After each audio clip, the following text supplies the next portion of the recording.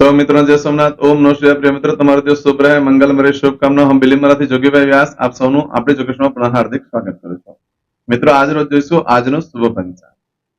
આજે તારીખ છે 25/9/2024 ને બુધવાર, ભાદરવા વદ આઠમ તિથિ છે.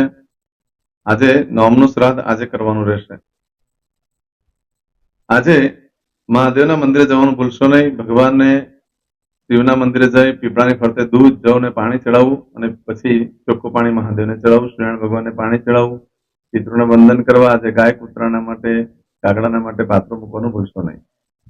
આજે જોઈશું આજનો શુભ પંચાંગ. આજે જે બાળકનો જન્મ થાય છે, આજના દિવસે સૌભાગ્યવતીનું જે શ્રાદ્ધ છે તે આજે કરવાનું રહેશે અને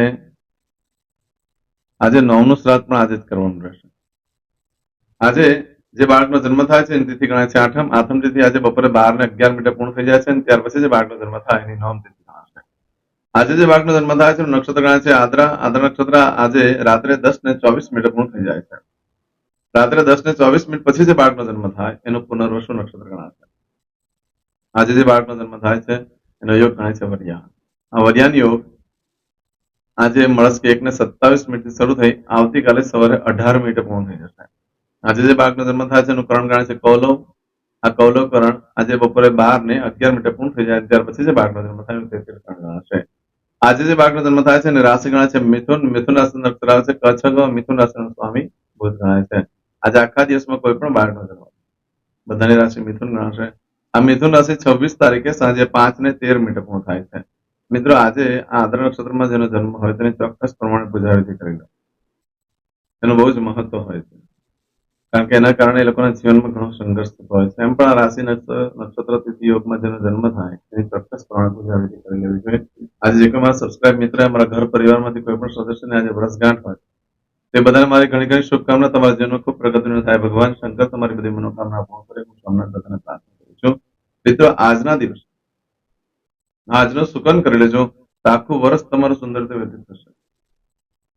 આજે મારા સબસ્ક્રાઇબ મિત્ર, મારા ઘર પરિવારમાંથી કોઈ પણ સદસ્ય કોઈ જગ્યાએ ઇન્ટરવ્યુ આપવા જઈ રહ્યા છે, કોઈ નોકરી ધંધા માટે જઈ રહ્યું છે, કોઈ પરીક્ષા આપવા જઈ રહ્યું છે, કોઈ યાત્રા પ્રવાસ માટે જઈ રહ્યું છે, કોઈ વિદેશમાં જઈ રહ્યું છે, કોઈનું ઓપરેશન હોય, કોઈની ડિલિવરી હોય, કોઈનું છઠ્ઠી હોય, અમુક કાર્ય એવા છે કે જે અનિવાર્ય સંજોગોમાં કરવા પડે એમ જ છે. આજે તો એવા બધા કાર્ય કરવા જતા પહેલા આજનું સુકન કરીને જજો, કારણ કે આજે શ્રાદ્ધ પક્ષ છે.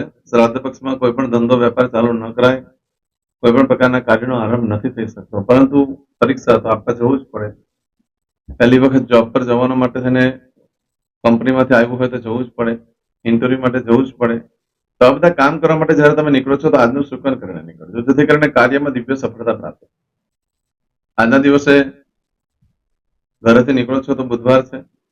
ઘરમાં જે વડીલ વૃદ્ધ વ્યક્તિઓ તેને વંદન કરવાના, પિતૃના ફોટાને વંદન કરો, દેવસ્થાનમાં પગે લાગીને ભગવાનને પ્રાર્થના કરો કે હું જે કાર્ય કરવા જઈ રહ્યો છું મને સફળતા આપો. આજે ગાયને ખાટા મીઠા ફળ ખવડાવવાથી રાહુ અને બુધ બે પ્રસન્ન થતા હોય. આજના દિવસે કોઈ પાવૈયા મળી જાય છે, એ લોકોને દાન દક્ષિણા આપી દો. એ લોકોને આપવાથી પણ તમારા ભાગ્યને પરિવર્તન થઈ શકતું હોય છે. માટે અત્યારે તો શ્રાદ્ધ ચાલે છે, છતાં પણ તમે કોઈ કાર્ય કરવા જઈ રહ્યા છો તો તેના માટે પણ એક ચોક્કસ શુભ સમય છે, તે આપણે જોઈ લઈએ.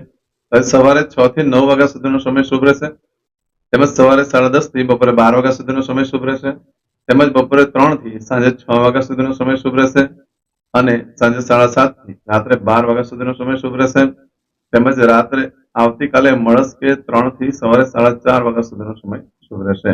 આ સમયગાળા દરમિયાન તમે કંઈ પણ કાર્ય કરો છો તેમાં તમને સારી સફળતા મળી શકે છે. પરંતુ મિત્રો, આજના દિવસે તમારી કોઈ પણ વસ્તુ ચોરાઈ જાય છે, ખોવાઈ જાય છે, મળવાની બિલકુલ શક્યતા નથી. આજે રાત્રે 10:24 સુધીમાં કોઈ પણ વસ્તુ ખોવાય છે તો નહીં મળે, પરંતુ આજે રાત્રે 10:24 થી લઈ આવતીકાલે રાત્રે 11:34 સુધીમાં જો તમારી કોઈ વસ્તુ ચોરાઈ જાય, ખોવાઈ જાય છે તો 7 દિવસમાં મળે, બાકી મળવાની શક્યતા ઓછી છે. બને ત્યાં સુધી હમણાં શ્રાદ્ધ પક્ષ ચાલે છે એટલે કંઈ કાર્ય કરવા જેવું નથી, એટલે એનું કોઈ પણ પ્રકારનું ફળ તમને કહેતો નથી. અનિવાર્ય સંજોગોમાં તમારે કરવું પડે છે તો આજનું સુકન કરીને કરજો તો વાંધો નહીં આવે. આજે કરશું આજનો સંકલ્પ. ચમચીમાં પાણી લઈ લો. આજે તેને માસના માસોત્તમ પરમ પવિત્ર ભાદ્રપદ માસે શુભે કૃષ્ણ પક્ષ અષ્ટમીયાયામ સૌમ્યવા સંવિત્તાયામ. હવે દરેક જણા પોતાનું સાચું નામ બોલી દો. તમારું ગોત્ર ખબર હોય તો ગોત્ર બોલી દેવાનું.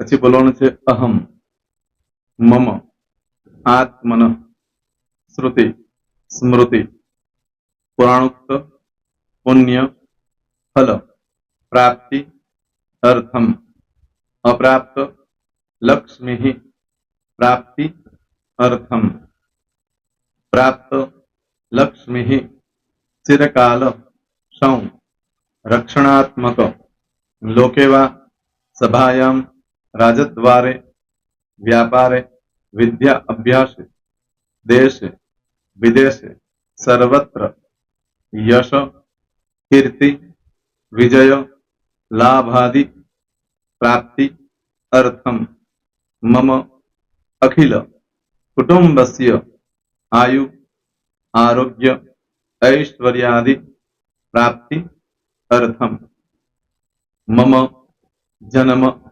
समय, तथा च विप्र, वृंदानां, जन्म, समय, जन्म, कुंडली, मध्ये, स्थित, ग्रहः, गोचर, ग्रहः, महादशा, अंतर्दशा, प्रत्यंतर्दशा, तथा च योग, युति, दृष्टि, मध्ये, शुभ फल, प्राप्ति, अर्थम, भय, रोग, शत्रु, बाधा, दोष, मारण, तारण, मंत्र, तंत्र, अरिष्ट, दोष, पीड़ा, निवृत्ति, अर्थम, भूत, प्रेत, पिशाचादि द्वारा रचित अरिष्ट, दोष, निवृत्ति, अर्थम, मम,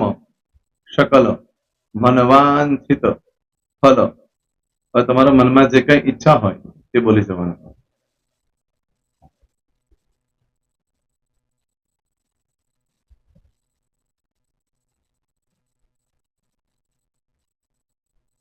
બોલવાનું અનુસાર્થ સકલ મનવાંછિત ફલ પ્રાપ્તિ અર્થમ.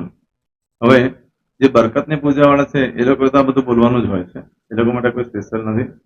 પણ જે લોકોએ હવે જે કહું છું તે લોકોએ જ બોલવાનું, જેના લગ્ન થઈ ગયા હોય એ લોકોએ બોલવાનું છે.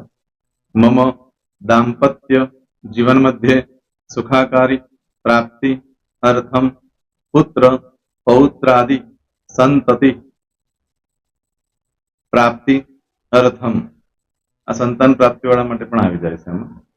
દીર્ઘ આયુ આરોગ્ય ઐશ્વર્યાદિ પ્રાપ્તિ અર્થમ. તથા ચ, હવે જેના લગ્ન નથી થયા તે લોકોએ બોલવાનું. મમ જટટી વિવાહ યોગ પ્રાપ્તિ અર્થમ વિવાહ પશ્ચાત દાંપત્ય જીવન મધ્યે સુખાકારી પ્રાપ્તિ અર્થમ. હવે જે લોકોને સંતાન પ્રાપ્તિ નથી, જે લોકોને સંતાન પ્રાપ્તિ છે કરવી છે એ લોકોએ બોલવાનું. મમ દાંપત્ય જીવન મધ્યે સુખાકારી પ્રાપ્તિ અર્થમ તથા ચ દીર્ઘ આયુ આરોગ્ય ऐश्वर्यादि समन्वित संतति सुख प्राप्ति अर्थम. હવે જે અભ્યાસ કરી રહ્યા છો છોકરાઓ વિદ્યાર્થીઓ છે તે લોકોએ બોલવાનું છે. મમ વિદ્યા અભ્યાસ મધ્યે ઉત્તરો ઉત્તર પ્રગતિ ઉન્નતિ સાનુકૂલતા પૂર્વક દિવ્ય સફળતા પ્રાપ્તિ અર્થમ. હવે જે લોકો વિદેશમાં જવા માંગતા હોય કે શીપમાં જવા માંગતા હોય, મતલબ ભારત દેશની બહાર જઈને ધંધો વેપાર કરવા માંગતા હોય એ લોકોએ, અથવા વિદેશ જવા માંગતા હોય કાયમ માટે, એ લોકોએ બોલવાનું છે. મમ જટટી વિદેશ ગમન યોગ પ્રાપ્તિ અર્થમ વિદેશ ગમન કાર્ય મધ્યે સાનુકૂલતા પૂર્વક દિવ્ય સફળતા પ્રાપ્તિ અર્થમ. આરોગ્ય વાળા બોલવાનું છે, જેને આરોગ્યની પૂજા આપેલી હોય એ લોકોએ. એમ તો દરેક જણા જ બોલવાનું. બોલો મમ આયુ આરોગ્ય ऐश्वर्यादि प्राप्ति अर्थम.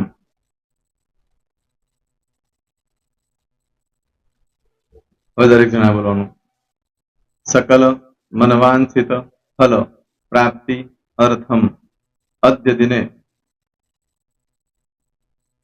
प्रधान देवतानां नित्य दिन अनुसारतः पूजन अर्चन कर्मणि अहम करिष्ये। पाણીવાળી થાળીમાં પાણી મૂકી દેવાનું છે. હવે તમારી બધી પૂજા જે મેં આપેલી છે એ પૂજા થઈ જાય, અથવા તો તમે રોજ પૂજા કરતા છો, મારી પાસેથી નથી લઈ ગયા, એ પૂજા થઈ જાય પછી ફરી પાછી ચમચીમાં પાણી લેવાનું. અહીંયા વિડીયોને સ્ટોપ કરી દેવાનું. પૂજા પતે એટલે પાછું આગળનું કરવાનું છે. અહીંયા વિડીયો સ્ટોપ કરી દેવાનો અને પૂજા પતે એટલે બોલવાનું છે વિષ્ણવે વિષ્ણવે વિષ્ણવે નમો નમઃ વિષ્ણુ સ્મરણા સર્વમ પરિપૂર્ણ અસ્તુ. एतानि गंध पुष्प धूप दीप नैवेद्य ताम्र दक्षिणा प्रदक्षिणा सहित प्रणु मम सकल मनवांचित फल प्राप्ति अर्थम पूजन अर्चन प्रियदान न मम. पाणी मूकी देवानुं, पाछुं पाणी लेवानुं. पूजन अर्चन ब्रह्मार्पणमस्तु. नीचे जमीन पर पाणी मूको, एमां आंगળી ઘસી કપાળમાં તિલક કરી દો. કપાળમાં જમીન પર પાણી મૂક્યું છે એમાં. ત્યાર પછી ભગવાનને કહેવાનું કે હે પ્રભુ, આજે પૂજા કરતા કઈ પણ પ્રકારની ભૂલચૂક થઈ ગઈ હોય તો અમને ક્ષમા કરજો. અમે તમારા બાળક છીએ. પ્રભુ, તમારો ખૂબ આભાર માનું છું. આજે મારી પાસે તમારી પૂજા કરાવી, મારી મનોકામના પૂર્ણ કરી. પ્રાર્થના કરી દો. જગ્યા પરથી ઉભા થઈ શ્રીનારાયણ ભગવાનને પાણી ચડાવી દો અને નિત્ય કર્મ જે કરતા હોય તે કરો. જય શ્રી. તમારો દિવસ શુભ રહે. તમે અને તમારો પરિવાર સુખી રહે, સંપન્ન રહે, સુરક્ષિત રહે, એ ભગવાન સોમનાથ દાદાને પ્રાર્થના. તો મિત્રો, તમે મારા વિડીયોને લાઈક ના આપી હોય તો સૌથી પહેલા લાઈક આપી દો. અને ત્યાર પછી જો તમે મારી આ ચેનલ સબસ્ક્રાઇબ ન કરી હોય તો સૌથી પહેલા સબસ્ક્રાઇબ કરી લો અને બેલ આઇકોન ઓલ પર ક્લિક કરવાનું ભૂલશો નહીં, જેથી કરીને સૌથી પહેલા નવી વિડીયો જે કંઈ મૂકું એ તમને મળે.